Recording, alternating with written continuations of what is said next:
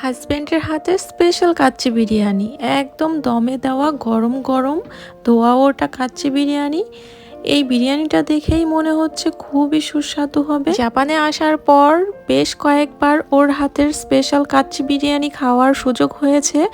তবে একটা কথা কি জানেন তো, আজকে একটা সত্যি কথা শেয়ার করি আপনাদের সাথে। হাজব্যান্ডের রান্না পারলেও বিপদ, না পারলেও বিপদ। কেন জানেন?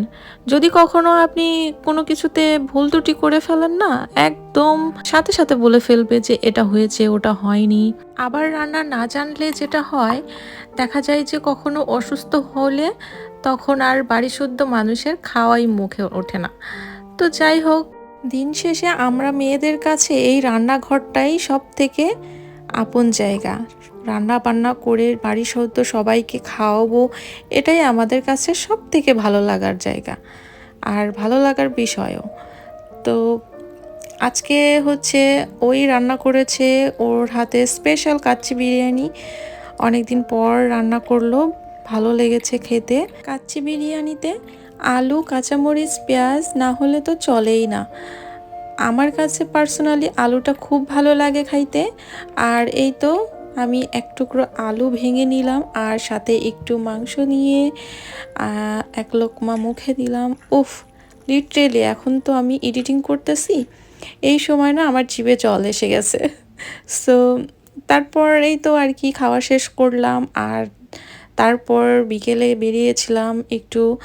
আর এই যে এই ফলটা দেখতে পাচ্ছেন, এই ফলটার নাম হচ্ছে জাপানিজে ওমে। তো এই ফলটা হচ্ছে কাঁচাটা খুবই টক আর পাকাটা একদমই টক নাই, খাইতে ভালোই লাগে খাইতে।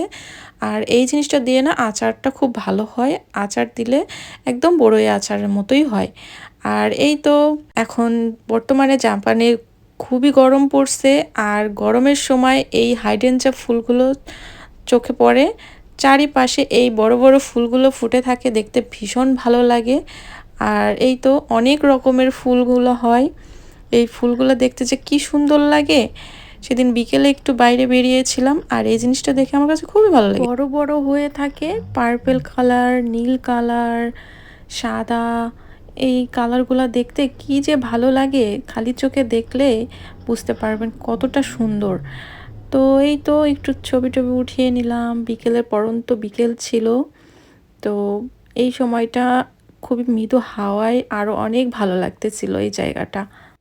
সবাই ভালো থাকবেন, আবার কথা হবে নেক্সট ব্লগে। আসসালামু আলাইকুম, আল্লাহ হাফেজ।